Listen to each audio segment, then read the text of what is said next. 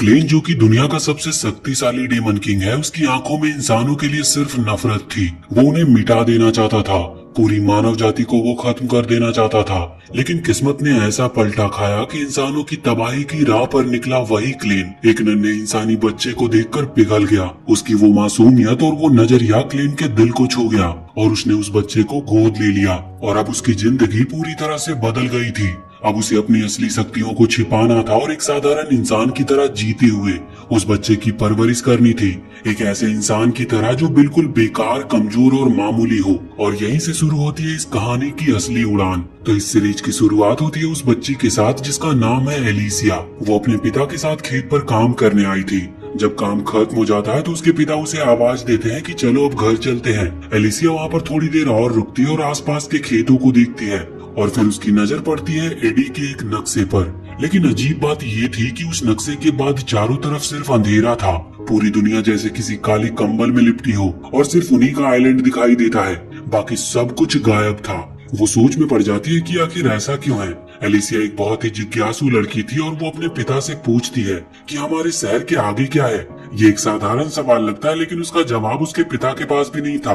वो जानता है कि एलिसिया जानना चाहती है, वो खुद भी जानना चाहता था, लेकिन सच यही है कि उसे कुछ भी नहीं पता। वो एलिसिया को बताता है कि हर इंसान के भीतर जिज्ञासा होती है, कुछ जानने की और आगे बढ़ने की। लेकिन जब जब किसी ने उस अंधेरे में जाने की कोशिश की, कुछ भी नहीं बचा, तबाही मच गई। वहाँ पर उन अंधेरों के बीच में 4 भयानक डीमन बसे हैं। ये चारों एडी की दिशाओं को उत्तर, दक्षिण, पूरब, पश्चिम गार्ड कर रहे हैं। और जितनी भी टीमें या लोग वहाँ पर गए हैं, सब खत्म हो गए, कोई लौट कर वापस नहीं आया। एलिसिया ये सुनकर हैरान रह जाती है। वो सोचती है कि क्या ये जगह सच में इतनी खतरनाक है, लेकिन उस सच्चाई से उसके भीतर की जिज्ञासा खत्म नहीं होती, बल्कि और बढ़ जाती है। उसके पिता उससे कहते हैं कि जब तक वो डीमन मारे नहीं जाते तब तक कोई ये नहीं जान सकता कि उन अंधेरों के पार है क्या। लेकिन हर समस्या का एक समाधान जरूर होता है, और इस समस्या का समाधान है ट्रेजर्स, यानी वो हथियार जो केवल चुने गए हीरोज को मिलते हैं। ये स्वॉर्ड्स बेहद शक्तिशाली होते हैं और केवल वही लोग जिनके पास ये ट्रेजर्स हैं, वो डीमन से लड़ सकते हैं। ये सुनते ही एलिसिया का मन जोश से भर जाता है। अब उसका एक ही सपना था हीरो बनने का। वो भी डीमन से लड़ना चाहती थी, और अगर वो स्वॉर्ड ऑफ हिडन पा ले तो वो भी उस नक्शे के पार उस दुनिया को देख सकेगी। वक्त बीतता है और सालों बाद एलिसिया अब एक छोटी बच्ची नहीं रही। अब वो उन चुनिंदा हीरोज में से एक है जिन्हें ये ट्रेजर्स मिले हैं। उसकी आंखें बंद है और जैसे ही वो खोलती है, वो खुद को एक ट्रक में पाती है जो उन्हें शहर के सीमा के पार ले जा रहा था। उसकी गर्दन में एक चेन लटक रही थी जिसे वो कसकर पकड़ती है और अपने पिता के शब्दों को याद करती है। और अब वो उस लड़ाई के लिए तैयार थी, अपने शहर के लिए और मानव जाति के लिए। इस मिशन पर वो अकेली नहीं थी, उसके साथ और भी कई सारे हीरोज थे जिनके पास अलग अलग ट्रेजर्स थे। ट्रक के सफर के दौरान सभी आपस में बातचीत करने लगते और एक दूसरे का परिचय देने लगते हैं। उनमें से कुछ नाम खास है। मिनेल, जिसके पास ट्रेजर वान क्यू है, वो दावा करता है कि उसे ये भी नहीं पता कि वो खुद कहाँ से है। जैसे ही वो एलिसिया की तरफ देखता है तो वो चौंक जाता है कि टीम में एक लड़की भी है। लेकिन एलिसिया यहाँ पर कुछ भी नहीं कहती। वो ना ही अपना नाम बताती और ना ही कोई और जानकारी देती है। एक और हीरो जिसका नाम स्टेफन होता है, उसका ट्रेजर होता है टेनमा, और कहा जाता है कि वो सबसे शक्तिशाली है। जैसे जैसे ट्रक सीमा के करीब पहुंचता है, स्टीफन सभी को चेतावनी देता है कि हम अब बहुत नजदीक आने वाले हैं। तभी ट्रक अचानक से रुक जाती है और ड्राइवर कहता है कि कैरेज अब और आगे नहीं जा सकती। सभी हीरोज नीचे उतरने की तैयारी करते हैं, लेकिन वो ठीक से उतर भी नहीं पाते कि अंधेरे में से डीमंस उन पर हमला कर देते हैं और कुछ ही पल में कई लोग मारे जाते हैं और कुछ तो ट्रक से बाहर भी नहीं निकल पाए थे। स्टीफन जोर से चिल्लाता है कि बाहर आओ और लड़ाई करो। वो तुरंत ही टीम को अलग अलग स्क्वाड्स में बांट देता है, आर्चर्स एक दिशा में और लैंसर्स दूसरी दिशा में। हर कोई अपनी पोजीशन ले लेता है। स्टेफन खुद एलिसिया के साथ एक टीम बनाता है। एलिसिया के पास थी ट्रेजर ऑफ लुआटुबामे, एक रहस्यमयी और बहुत ही ताकतवर हथियार। एलिसिया न सिर्फ ताकतवर है बल्कि अपने आसपास की हर चीज को लेकर सतर्क भी है। वो अपने आसपास के माहौल को समझती है, पढ़ती है और तुरंत फैसला लेती है। उनके सामने एक पहाड़ था और उस पहाड़ की चोटी पर खड़ा था एक भयानक डीमन लॉर्ड। वो एक अजीब तरह की फिलॉसफी की बात करता है। वो केओस की बात कर रहा था। वो कहता है कि दुनिया केओस से बनी है और अगर ऐसा है तो वो खुद केओस से जन्मा है। और जैसे जैसे लड़ाई आगे बढ़ती है, सभी हीरोज उस पहाड़ी और घाटियों को पार करते हुए चोटी की ओर बढ़ते हैं। स्टीफन बेहद एक्साइटेड था। उसे सबसे बुद्धिमान हीरो कहा जाता था और आज उसे अपने नाम को सच साबित करना था। वो चिल्लाकर कहता है कि आज का दिन वो है जब हम अपना नाम इतिहास में दर्ज करेंगे। जिन्होंने हमें चुना है उन्हें दिखाएंगे कि उनका फैसला सही था। और जैसे ही वो माउंटेन मून की चोटी पर पहुंचते हैं, उनके सामने आता है वो डीमन लॉर्ड, जिसका नाम था क्लेविटिस ऑफ द साउदर्न मूनलाइट। वो दिखने में शानदार था, और अगर ये शब्द उसके लिए सही हो तो उसकी सफेद मुलायम त्वचा, उसका रौब, उसका चेहरा, और वो बहुत ही खतरनाक था। स्टेफन एक पल के लिए पीछे हटता है। वो जानता है कि ये डीमन बहुत खतरनाक है, लेकिन वो ये भी जानता है कि वो सब हीरो हैं और उन्हें ये युद्ध जीतना ही है। अब वक्त आ गया है इस दुनिया की सबसे बड़ी लड़ाई को शुरू करने का। एक ऐसा युद्ध जो इतिहास में दर्ज होगा, एक ऐसा युद्ध जहां इंसान डीमन से भिड़ेंगे और शायद पहली बार नक्शे की उस पार की दुनिया को देखा जाएगा। जैसे ही स्टेफन खुद को लड़ाई के लिए तैयार करता, अपने भीतर के डर को दबाकर खुद को वो प्रेरित करता है, तो क्लेविटिस अचानक दूर से उसके ऊपर हमला कर देता है, और कोई चेतावनी नहीं और न ही वो कोई संकेत देता है। बस एक ही पल में क्लेविटिस की शक्ति हवा में लहराती है और स्टेफन दीवार से जा टकराता है। उसके शरीर के टक्कर से चट्टाने हिल जाती और कुछ ही क्षणों में वो जमीन पर गिरता है, बिल्कुल ही बेजान। हर कोई ये देखकर बिल्कुल हैरान रह जाता है। डर के मारे उनके पैर जम गए थे। क्लेविटिस ने ना स्टेफन के पास आकर हमला किया, ना ही अपनी जगह से हिला। वो तो बस वहीं खड़ा था। फिर भी उसका हमला इतना सटीक और इतना प्रबल था कि सबसे ताकतवर हीरो को उसने एक झटके में खत्म कर दिया। इसके बाद एक और हीरो सामने आता और चीख कर बाकी सभी को हिम्मत देता है। वो कहता है कि हमें डरना नहीं है, हमें लड़ना है। सभी धीरे धीरे अपने कॉन्शियस में लौटते हैं और हथियार उठाकर क्लेविटिस की ओर आगे बढ़ते हैं। लेकिन एलिसिया अब भी वहीं पर खड़ी थी। वो तुरंत हमला नहीं करती। वो अपने आसपास के वातावरण को गहराई से ऑब्जर्व करती है, और जैसे ही बाकी हीरोज क्लेविटिस के पास पहुंचते हैं, एक एक करके वो गिरने लगते हैं। वो ना तो उन्हें छूता है और ना ही कोई जादू दिखाता है, फिर भी वो मरते जा रहे थे। बस क्लेविटिस वहाँ खड़ा होता है, और वो भी बिल्कुल शांति से। लेकिन जो चीज हिला रही है सबको, वो है उसकी शैडो। एलिसिया को आखिरकार सच्चाई का एहसास होता है। वो जोर से चिल्लाती है कि ये हमें अपनी परछाई से मार रहा है, उससे दूर भागो और उसकी शैडो के पास मत जाओ। बाकी हीरोज हैरान हो जाते हैं और वो सोचते हैं कि शैडो, क्या ये मुमकिन है? लेकिन एलिसिया अब देर नहीं करती। वो तेजी से दौड़ना शुरू करती है और वो पहाड़ की चट्टानों पर छलांग लगाती हुई आगे बढ़ती है। हवा में उछलती है और उसकी नजर बराबर क्लेविटिस की परछाई पर होती है। अचानक उसकी शैडो एलिसिया की ओर बढ़ती है, लेकिन एलिसिया पहली हीरो बनती है जो उस हमले को पहले ही भांप लेती है और समय रहते उससे बच निकलती है। क्लेविटिस की आंखें एकदम चमक उठती है। ये उसके लिए बहुत ही हैरान करने वाला क्षण था, जिसे देखकर वो पूरी तरह से शॉक्ड था, क्योंकि हजारों वर्षों के बाद पहली बार किसी इंसान ने उसकी शक्ति को पहचान लिया है और उससे बच निकला था। उसके भीतर एक उत्सुकता जागती है कि ये तो कुछ अलग है। वो सोचता है कि क्या यही इंसानियत है, वो प्रजाति जिसे वो हमेशा कमजोर, डरपोक और कीड़ों के समान समझता आया था। लेकिन अब वो देख रहा है कुछ और ही, कुछ ऐसा जो उसने पहले कभी नहीं देखा था, जिसमें करेज, डिटर्मिनेशन और लड़ने का जज्बा था। वो सबको मारता चला जाता है। शैडो हर तरफ फैल जाती और हीरोज एक एक करके गिरते जा रहे थे, और अंत में दुर्भाग्य से वो हमला एलिसिया तक पहुंचता है। वो उड़ती हुई हवा में जाती है, उसकी आंखें बंद हो जाती और वो जानती है कि अब कुछ भी नहीं बचा। वो मौत को एक्सेप्ट कर लेती है और अपने पिता को याद करती है। वो अपने पिता से कह रही होती है कि मुझे माफ कर देना, मैं अपना सपना पूरा नहीं कर सकी। और वो ये भी फुसफुसाती है कि हर सपना हकीकत नहीं बनता, और शायद उसका सपना भी उन्हीं अधूरे ख्वाबों में गुम हो गया। अब सीन यहाँ से शिफ्ट होता है कैपिटल हिडार्ट हाइएन किंगडम की राजधानी में। वहाँ की गलियों में लोग अपने काम में बिजी थे। व्यापार, त्योहार और साधारण जिंदगी में लोग उलझे हुए थे। किसी को अंदाजा तक नहीं था कि एक भयानक शक्ति उनके द्वार तक पहुँच चुकी है। क्लेविटिस सामने वाले पहाड़ से उतरता है और उसकी उपस्थिति से ही पूरा शहर कांप उठता है। लोग भय से चिल्लाते हैं और इधर उधर भागने लगते हैं, लेकिन क्लेविटिस बहुत ही शांत था। उसके चेहरे पर कोई क्रोध नहीं थी। वो सिर्फ एक सवाल लेकर आया था कि ये लोग यहाँ पर कर क्या रहे हैं। उसे याद आता है कि वो जो उसके क्षेत्र में आए थे, जिन्होंने उसे चुनौती दी थी, उन्होंने खुद को हीरोज कहा था और उन्होंने दावा किया था कि उन्हें हाइएन किंगडम के राजा ने भेजा है। अब उसका इरादा साफ था, वो इन सब लोगों को रास्ते से हटा देगा और खुद राजा तक पहुँचेगा। शहर के निवासी इधर उधर भाग रहे होते हैं और सैनिक हरकत में आ जाते हैं। नाइट्स अपनी पोजीशन लेते हैं और आर्चरीज छतों पर चढ़ते हैं और वो क्लेविटिस पर तीरों से बारिश कर देते हैं। लेकिन क्लेविटिस कोई जवाबी हमला नहीं करता। वो बस हवा में उड़ता है और सीधे महल की ओर जाता है। वो अब जानना चाहता है कि ये लोग असल में कितने ताकतवर हैं और उनकी ताकत का स्रोत क्या है। महल के गेट पर सुरक्षा बल बढ़ा दिए जाते हैं और हजारों तीर उस पर दागे जाते हैं, लेकिन एक भी क्लेविटिस तक पहुंच नहीं पाता। वो सब कुछ देखता और फिर उसकी आंखों में निराशा झलकती है।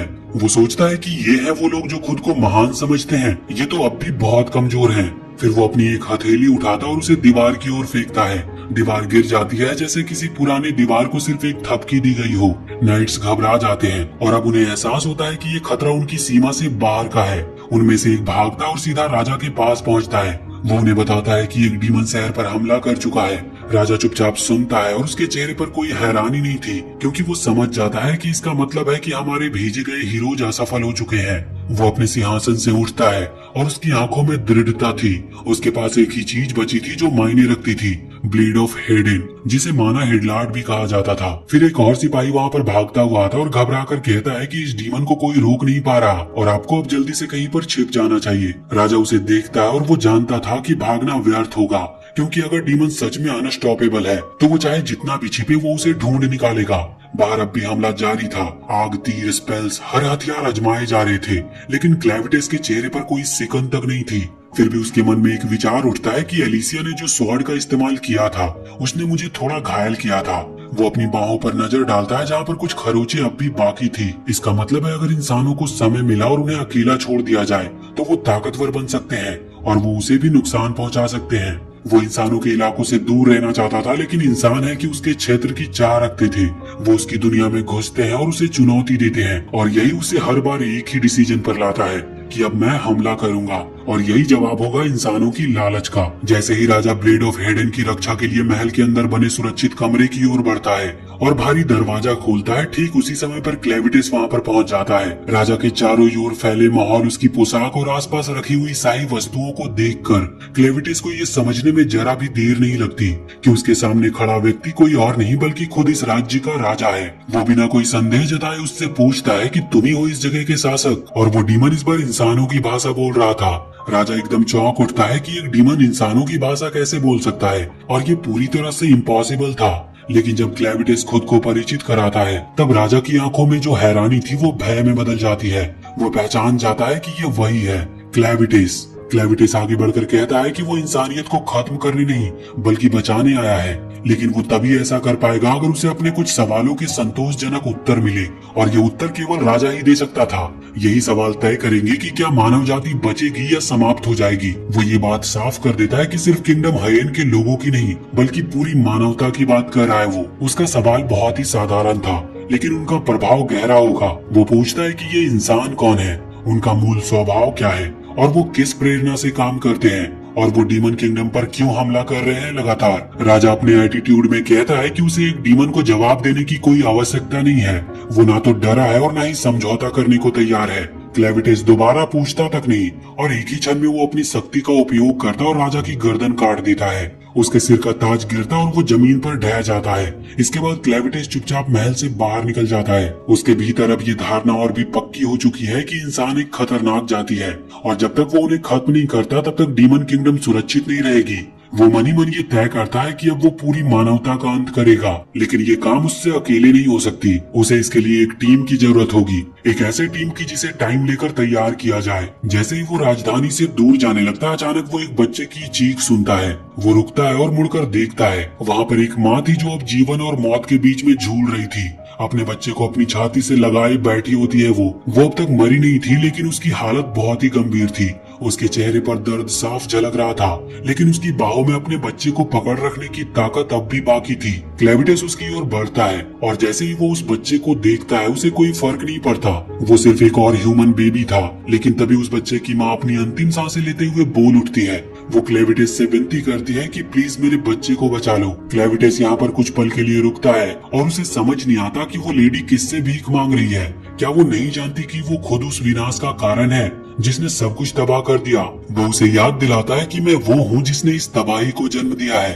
अगर तुम अपने बच्चे की मौत के लिए किसी को दोषी देना चाहती हो तो खुद उस बच्चे को दो, क्योंकि वो इंसान के रूप में पैदा हुआ। लेकिन उस बच्चे की माँ हार मानने वालों में से नहीं थी। उसकी सांसें कम हो रही थी, लेकिन शब्दों में अब भी विश्वास था। वो कॉन्फिडेंस से कहती है कि एक बच्चे को ये चुनने का अधिकार नहीं होता कि वो किस रूप में जन्म ले, तो इस वजह से इसमें इस बच्चे का कोई दोष नहीं है। क्लेविटिस पर इसका कोई सीधा प्रभाव नहीं पड़ता। उसका चेहरा अब भी वैसा ही शांत था। फिर भी वो कुछ सोचने लगता है, और फिर वो लेडी से कहता है कि अगर तुम चाहती हो कि मैं इस बच्चे को जीवित छोड़ दूं, तो तुम्हें ये साबित करना होगा कि ये इसके लायक है। वो लेडी फुसफुसाकर कहती है कि मैं अब कुछ साबित नहीं कर सकती, मैं मर रही हूँ, लेकिन मैं विश्वास करती हूँ कि एक दिन ये बच्चा खुद को साबित करेगा। और इस तरह वो अपना अंतिम सांस लेती है। उसकी बाहें ढीली हो जाती है, लेकिन बच्चे की पकड़ अब भी मजबूत थी। क्लेविटिस नीचे झुकता और उस बच्चे को उठाता है। यहाँ पर वो पूरी तरह से आश्वस्त नहीं था, लेकिन उस बच्चे की माँ का विश्वास और उसकी आखिरी बात कि वो बच्चा एक दिन कुछ करेगा उसके मन में एक बीज बो देती है। इंसान तेजी से बढ़ते और वो सोचता है कि मुझे सिर्फ इंतजार करना होगा, और वो ये तय करता है कि वो इस बच्चे को जीवित रखेगा, बस ये देखने के लिए कि वो वाकई अपनी माँ की बातों पर खरा उतरता है या नहीं। उस विशाल और जटिल साम्राज्य में 5 मानव जातियां मौजूद थी। पहला डून, जिनकी संख्या सबसे अधिक है। ये सबसे आम लोग हैं, लेकिन मेहनती और बहुत ही संघर्षशील होते हैं। अगला है ऑर्जिटीज, जो कि बहुत ही साहसी और आक्रामक और युद्ध प्रिय होते हैं। इनके सिर पर सींग होते हैं और ये युद्ध में कभी भी पीछे नहीं हटते। अगला था स्लेडेंस, जो कि चुपचाप रहने वाले होते हैं, अकेले में जीने वाले होते हैं वो, और ये बहुत कम बोलते हैं और वो अन्य जातियों से बहुत ही दूर रहते हैं। और बेंटी, जिनका लुक डेमोनिक बैंडिट जैसा होता है, लेकिन ये बहुत ही ताकतवर होते हैं और बहुत से लोग इन्हें खतरनाक मानते हैं, लेकिन वो अपनी लॉयलिटी के लिए बहुत ही फेमस हैं। और सबसे आखिरी है हेडनैंस। इनकी संख्या सबसे कम है, लेकिन ये सबसे ज्यादा इंसानों जैसे दिखते हैं और बहुत ही बुद्धिमान माने जाते हैं। हेडनैंस के पास आर्नोसाइट नामक एक विशेष धातु है और उन्हें इससे हथियार बनाने की एक सीक्रेट तकनीक पता है। ये रहस्य केवल शाही परिवार में ही जाना जाता है। हेडनैंस इन वेपन को डून जाति को बेचना शुरू कर देते हैं और इस व्यापार के चलते दोनों जातियों में घनिष्ठ संबंध बन गए और इसी से मिक्स्ड ब्रीड का जन्म हुआ। लेकिन फिर भी आज भी कुछ प्योर ब्लडेड हेडनैंस जीवित हैं, जो पुरानी परंपराओं को निभा रहे हैं। उस राज्य की सीमाओं के बाहर घने जंगलों और पर्वतों में कुछ विचित्र प्राणी घूमते हैं, काले रोबदार 9 पूंछों वाले, और उनके रूप कुछ नारुतो वाले कारोमा जैसे होते हैं, लेकिन उनकी वाइल्ड एनर्जी अलग ही लेवल की होती है। और इन्हीं पहाड़ों की लूना माउंटेन्स की गहराइयों में क्लेविटिस अब भी जीवित था। उसके पास वही बच्चा होता है जिसे वो शहर से लेकर आया था। कुछ छोटे भूखे बीश उस बच्चे की ओर बढ़ते और वो उसे खाने के लिए तैयार थे, लेकिन क्लेविटिस उन्हें एक ही झपट्टे में दूर फेंक देता है। वो अब जानता है कि ये बच्चा बेहद कमजोर है। वो सोचता है कि शायद ये अपनी एक्सपायरेशन तक जल्दी पहुंच जाएगा, लेकिन वो बच्चा डर से रोने लगता है। क्लेविटिस उस सूर से परेशान हो गया था और वो सोचता है कि इस बच्चे को चुप कैसे कराया जाए। वो धीरे धीरे अपने विशाल शरीर को झुकाता है और अपने एक हथेली से बच्चे को ढक लेता है और वो उसे गर्मी देता है। फिर वो अपनी नोकीले नाखून की नोक को बच्चे के माथे पर रखता है। बच्चा एक पल के लिए शांत हो गया था और गहरी नींद में सो जाता है। यहाँ पर क्लेविटिस बस उसे देखता रहता है, शायद उस भविष्य को जिसमें ये बच्चा कुछ बन सके। और जब क्लेविटिस उस बच्चे को ध्यान से देख रहा होता है तो उसे ऐसा लगता है कि ये छोटा प्राणी बहुत जल्द एक पूप बॉम्ब गिराने वाला है। और जैसा कि उम्मीद थी, कुछ ही देर में बच्चा जाग जाता और जोर जोर से रोने लगता है। उसकी चीखें लूना माउंटेन्स की गहराइयों तक गूंज उठती है।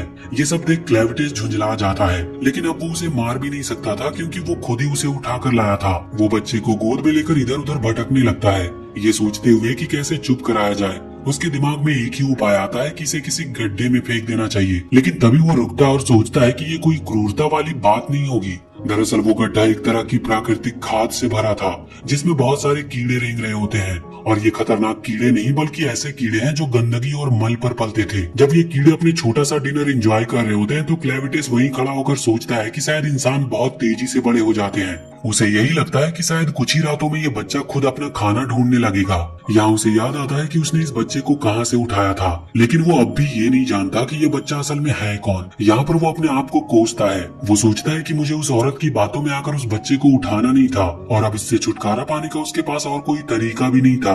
लेकिन फिर उसका आत्मसम्मान जागता है। वो कहता है कि मैं लॉर्ड ऑफ डार्क बीस्ट हूँ, मैं कोई कायर नहीं जो इस बच्चे को वापस मरने के लिए छोड़ दूं। यही सोचकर वो तय करता है कि अब वो इस बच्चे की परवरिश खुद ही करेगा। मगर प्रॉब्लम ये थी कि उसे इंसानों की देखभाल करने के तरीकों की बिल्कुल भी जानकारी नहीं थी। ना तो उसे पता है कि बच्चों को क्या खाना चाहिए और ना ही कि उन्हें कैसे सुलाया जाता है। वो चारों ओर नजर दौड़ाता और उन लाशों को देखता है जिन्हें उसने हाल ही में मारा था। उनमें से एक महिला की लाश उसे पहचान में आती है, जिसका नाम एलिसिया था। क्लेविटिस को याद आता है कि एलिसिया के पिता को डार्क बीस्ट ने मार दिया था और वो बदले की भावना में एक सेना लेकर आई थी। उसने खुद की जान को खतरे में डालकर क्लेविटिस पर हमला किया था, लेकिन नतीजा सिर्फ विनाश निकला और उसकी ये कोशिश बिल्कुल असफल रही थी। अब क्लेविटिस उसे एक और मौका देने का फैसला करता है। वो अपने हाथों को उसकी बॉडी पर फैलाता है और अपनी डार्क पावर्स का यूज करके एलिसिया को फिर से जिंदा कर देता है। जैसे ही वो दोबारा सांस लेती है वो एकदम से चौंक जाती है।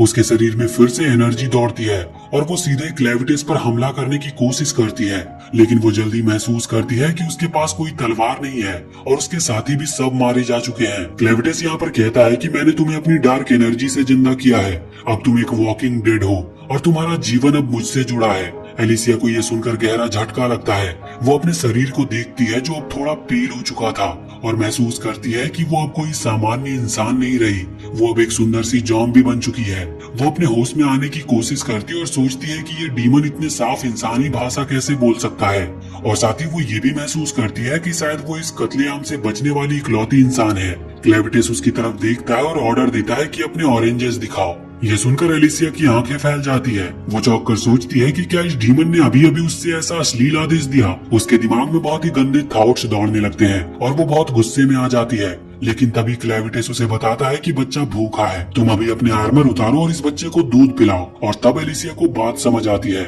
उसका इशारा दूध पिलाने की ओर था, लेकिन तब तक बहुत देर हो चुकी थी। वो पहले ही अपनी आर्मर की पट्टियां खोलने लगी थी। वो बिल्कुल ना चाहते हुए भी उसकी ऑर्डर को फॉलो करती है, लेकिन एलिसिया चाहकर भी उस बच्चे को दूध नहीं पिला सकती थी, जिस पर क्लेविटिस उसके ऊपर थोड़ा भड़क जाता है और उसकी आवाज में झुंझलाहट थी। यहाँ पर एलिसिया बहुत ही एम्बैरेस्ड महसूस करती है। उसकी आंखें नम हो जाती है और वो बड़बड़ाती है कि तुम मुझे मार क्यों नहीं देते, क्योंकि मैं इस ह्यूमिलिएशन को सह नहीं सकती। यहाँ पर क्लेविटिस उसकी बातों पर ध्यान नहीं देता और उसका ध्यान अब भी बच्चे की भूख पर थी। उसी पल बच्चा फिर से रोने लगता है। अब क्लेविटिस और एलिसिया के बीच में एक नई बहस शुरू हो जाती है कि तुम्हें तो पता होना चाहिए कि बच्चों को कैसे चुप कराते हैं। एलिसिया जवाब देती है कि मुझे कोई अनुभव नहीं है, लेकिन हमें किसी ऐसे औरत की जरूरत होगी जो बच्चे को दूध पिला सके। क्लेविटिस यहाँ पर सोचने लगता है और पूछता है कि वो कहाँ से लाएंगे ऐसी औरत। एलिसिया उत्तर देती है कि हमें किसी को हायर करना होगा। क्लेविटिस तुरंत कहता है लेकिन मेरे पास पैसे नहीं है। एलिसिया सोच में पड़ जाती है और फिर कहती है कि तुम्हारे पास अरकान साइट भरे पड़े हैं, तुम उसे बेच सकते हो। क्लेविटिस इस सुझाव पर विचार करता है और उससे कहता है कि सही कहा, और अभी वो सोच ही रहा होता है कि एलिसिया उसे एक और मौका देखकर मारने का विचार करती है, लेकिन उसके पास कोई हथियार नहीं था, इसीलिए वो चुपचाप खड़ी होती है। और आखिरकार क्लेविटिस मान जाता है कि उसे किसी ऐसे इंसान की जरूरत है जो बच्चे को दूध पिला सके। वो जैसे ही बाहर जाने को होता है, एलिसिया उसे रोकती है और कहती है कि तुम अपने असली रूप में शहर में नहीं जा सकते, तुम इतने बड़े हो कि तुम्हें देख के ही लोग डर जाएंगे। क्लेविटिस को भी ये बात सही लगती है, तो यहाँ पर एलिसिया खुद ही बच्चे को शहर में ले जाने की बात करती है, लेकिन क्लेविटिस उसे मना कर देता है। वो कहता है कि ये बच्चा मेरी निगरानी में ही रहेगा। फिर वो अपने शरीर को कंसंट्रेट करता और खुद को एक इंसानी लड़के में बदल लेता है। उसकी कद काठी छोटी हो जाती है और चेहरा मासूम और यंग लगने लगता है, लेकिन उसकी 9 पूंछें अब भी पीछे लहरा रही होती है और उसके सिर पर एक छोटा सा सींग भी दिख रहा होता है। वो अपनी पूंछों को एक शैडो पॉकेट में छिपा देता है, लेकिन उसे इस बात का अंदाजा नहीं होता कि सींग अब भी दिख रहा है।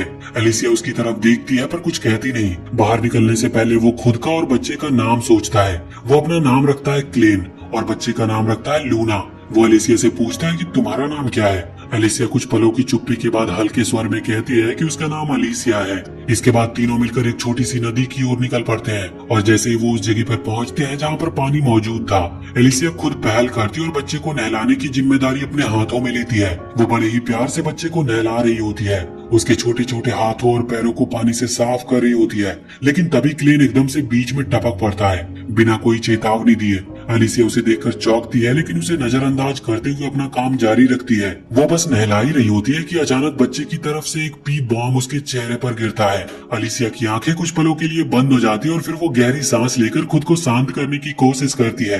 क्लेन इस बार बिना हंसे रह नहीं पाता और सार्कास्टिक लहजे में कहता है, लगता है तुम्हें रॉयल ट्रीटमेंट मिल रहा है। क्लेन जैसे एक तंग करने वाली सास हो हर चीजों में टांग अड़ाने लगता है कि कैसे बच्चे को पकड़ा जाए, किस एंगल से साफ किया जाए और किस हिस्से को ज्यादा अच्छे से रगड़ा जाए। एलिसिया इससे चिढ़ जाती है, लेकिन वो चुपचाप सब झेलती रहती है। जब बच्चे को पूरी तरह से नहला दिया जाता है तो एलिसिया के चेहरे पर एक सेटिस्फेक्शन झलकती है, लेकिन क्लेन को अब भी लगता था कि गुफा में रहने वाले पूप ईटिंग बग्स इससे बेहतर काम कर लेते। इसके बाद वो एलिसिया के पुराने कैंप की ओर बढ़ते, लेकिन वहाँ पहुँचने पर वो खाली मिलता है। एलिसिया बताती है कि उन्होंने सभी जरूरी चीजें जैसे खाना, पानी और कुछ पैसे एक और छुपी हुई जगह में रखे हैं ताकि कोई हमला हो तो सब खो न जाए। थोड़ा आगे बढ़ने पर क्लेन एलिसिया से कहता है कि अब वो खुद भी नहा ले, क्योंकि उसकी हालत देखकर ऐसा लग रहा है जैसे वो गिनीज वर्ल्ड रिकॉर्ड में सबसे लंबे समय तक बिना नहाए रहने का खिताब जीतने वाली है। क्लेन उस बच्चे के कपड़े भी देता है ताकि वो उन्हें धो सके। एलिसिया झल्लाकर कुछ भी नहीं कहती और नदी के किनारे कपड़े धोने लगती है। तभी वो नोटिस करती है कि कपड़े पर एक खास निशान बना है जो था हेडनैन रॉयल फैमिली के क्रेस्ट का।